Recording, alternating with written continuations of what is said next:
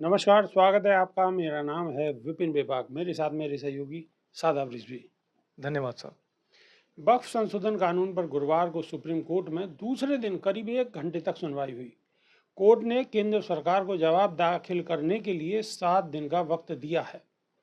सरकार के जवाब के बाद याचिकाकर्ताओं को 5 दिन में जवाब देना होगा। अगली सुनवाई 5 मई को दोपहर 2 बजे होगी।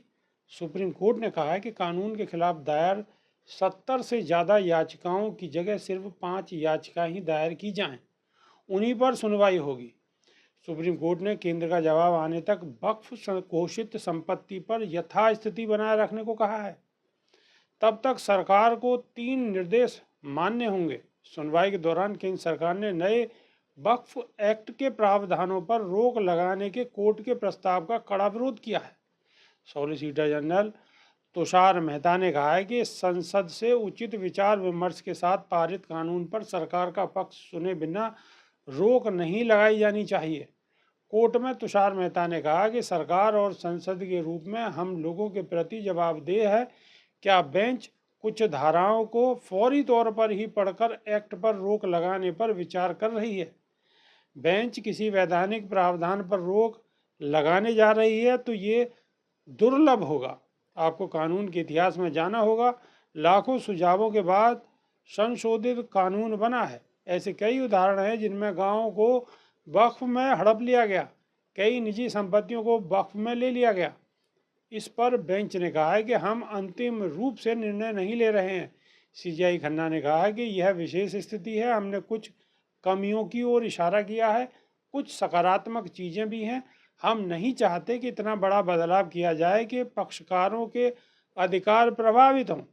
15 साल से इस्लाम मान रहे हो जैसा प्रावधान भी है, लेकिन हम उस पर रोक नहीं लगा रहे हैं।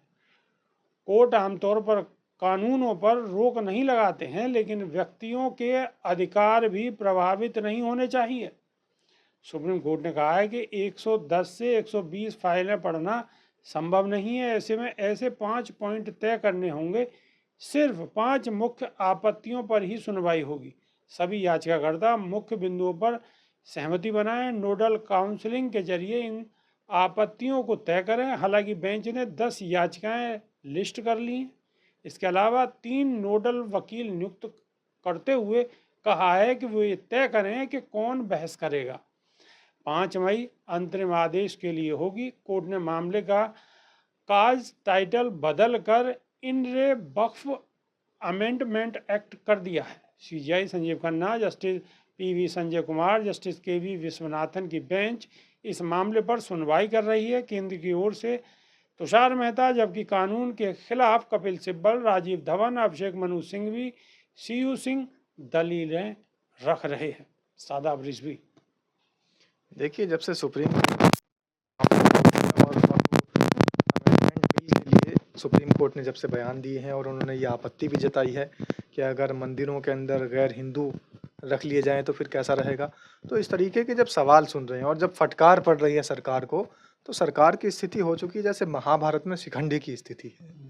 अब महाभारत में शिखंडी की जो स्थिति है, वो हमारे देश की सरकार की स्थिति हो चुकी है सुप्रीम कोर्ट के सामने। अब ना तो वो इधर के रहे ना उधर के रहे, अब बीच के हैं।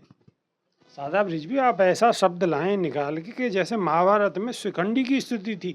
हमें तो थंबनेल भी यही लगाना पड़ेगा इसमें। बिल्कुल लगा दीजिए। और मैं किसी का उपहास नहीं बना रहा हूँ। अगर ये उपहास समझ रहे हैं तो फिर महाभारत के शिखंडी का उपहास है। तो महाभारत के शिखंडी भी अपने आप में एक किरदार थे और अपने आप में एक उनकी भी अलग ही मर्यादा है।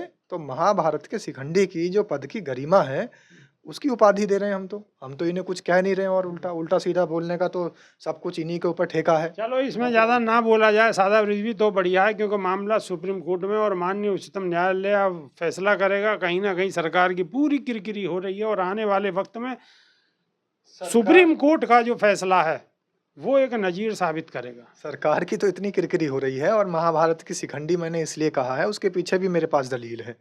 आप देखिए, जब कभी भी देश के प्रधानमंत्री नरेंद्र दामोदर दास मोदी बोलते हैं तो कभी तो वो कह देते हैं कि मुसलमानों से भी बच के रहना होगा, कहीं हमारे देश में हिंदुओं को खतरा न हो जाए, तो हिंदू खतरे में है ये भी दिखाते हैं।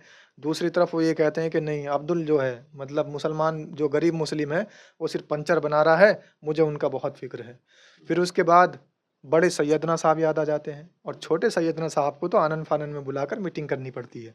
आप देखिए कल मीटिंग कर रहे हैं उनके साथ बैठकर, सारे काम काज छोड़ दिए और छोटे सैयदना साहब के साथ बैठ के मीटिंग चल रही है।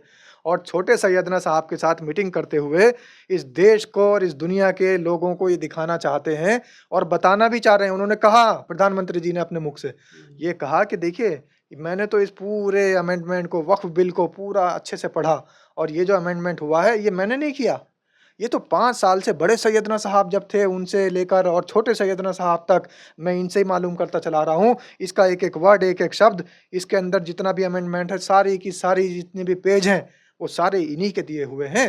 इन्हीं लोगों से मैंने मशवरा करके, सलाह करके ये बिल कराया है, संशोधन। तो एक तरफ तो उन्होंने ये एक्सेप्ट कर लिया कि इन्होंने संशोधन कराया है। दूसरी तरफ इन्होंने ये एक्सेप्ट कर लिया कि इसके अंदर मैंने कुछ नहीं किया। तो डाँट फटकार जो पड़ रही है और आज जो इनकी बेइज्जती हो रही है, तो ये कह रहे हैं मैंने करा ही नहीं, ये तो छोटे सैयदना साहब ने करा है। अब सबसे मेन चीज़ ये आती है कि जो बड़े सैयदना साहब हैं और छोटे सैयदना साहब हैं, उनकी संख्या कितने प्रतिशत में है इस देश के अंदर? एक बार ये भी दाऊदी बोहरा जो समाज हाँ, है। बिल्कुल। एक बार ज़रा खुल के ये भी बताएं कि सैयदना साहब जो आप बोल रहे हैं, तो हमारे दर्शक नहीं समझ पाएंगे, तो थोड़ा उनको भी इस चीज़ का इससे अवगत करा दीजिए। देखिए, मोदी जी कहते हैं कि जब मैं छोटा था, बचपन से लेके और बड़े होने तक, अब प्रधानमंत्री बनने तक सैयदना साहब का बहुत ज़्यादा आदर सम्मान करता चला रहा हूँ। सैयदना यानी वहाँ की एक मौलाना है, गुजरात के जो भावनगर के, जहाँ पर मुस्लिम बाहुल्य इलाका है और वहाँ पर शिया समुदाय के अलावा भी दाऊदी बोहरा एक समुदाय होता है। तो गुजरात में ही पाया जाता है। गुजरात में जो दाऊदी बोहरा हाँ, समाज बिल्कुल सही कहा आपने। बोरा समाज वही समाज है जो सबसे पहले मोदी जी के साथ बिल्कुल कंधे से कंधा मिलाकर खड़ा था। बिल्कुल। मुसलमानों में अगर सबसे पहले कोई खड़ा था तो बोरा समाज खड़ा था, बिल्कुल। और वो भी कौन है? जो गुजराती हैं। दाऊदी बोहरा समाज हमेशा से प्रधानमंत्री नरेंद्र मोदी के उनसे रिश्ते रहे हैं, उनके घर आना-जाना रहा, ईद में सिवाई खाई या ईद में क्या खाया इन्होंने, बिरयानी खाई, ये तो नहीं कह सकते हम। लेकिन इन्होंने कहा कि भाई हमारे घर पे खाना नहीं बनता था, तो ईद में दाऊदी बोहरा समाज के या मुस्लिम समाज के जो लोग थे, मैं उनके घर पे जाता था और उनके घर से हमारे यहाँ खाना आता था। तो एक प्रमाण तो ये है कि भाई इनका पुराना रिश्ता है मुसलमानों से। अब लेकिन सवाल ये उठता है कि दाऊदी बोहरा मुसलमान की संख्या कितनी है? क्या वक्फ बोर्ड बिल के अंदर दाऊदी बोहरा समाज का कहीं भी कोई योगदान है? सबसे बड़ा सवाल ये है। आप अच्छा, वो फिर बढ़ चढ़ के इतना हिस्सा क्यों ले रहे हैं, जब वो समाज का, पूरे समाज का प्रतिनिधित्व मुस्लिम समाज का थोड़ी कर रहे हैं? वो उनका एक छोटा सा समाज है, एक तबका, छोटा-सा तबका, बहुत छोटा सा तबका है, और वो पूरा 0 पॉइंट में आएगा। प्रतिनिधित्व करते दिखाई दे रहे हैं वो पूरे मुस्लिम समाज का। प्रतिनिधित्व वो नहीं कर रहे हैं। करवा के दिखाया जा रहा है ना। उनको बुलाकर उनकी दाढ़ी और उनकी टोपी और उनके कुर्ते को दिखाकर ये बताया जा रहा है कि देखो मेरी मुसलमानों से बातचीत हुई है। जबकि पर्दे के पीछे की बात ये है कि वो मुसलमान जो और मुसलमान है इस देश के अंदर, वो उनको मुसलमान नहीं मानते हैं। वो कहते हैं कि ये तो एक अलग तबका है।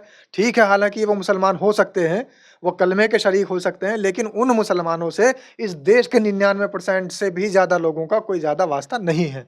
तो 0 पॉइंट कुछ % जो मुसलमान है दाऊदी बोहरा, उनको बुलाकर नरेंद्र मोदी ये कह रहे हैं कि मैंने तो इनसे मशवरा लिया था और इन्होंने अमेंडमेंट कराया। सरदार जी, सवाल ये भी बनता है, जब मोदी जी की नहीं मान रहे तो बोरा समाज की क्यों मानेंगे मुस्लिम? सीधी सीधी बात है, जब मोदी जी की नहीं मान रहे तो बोरा समाज कौन होता है?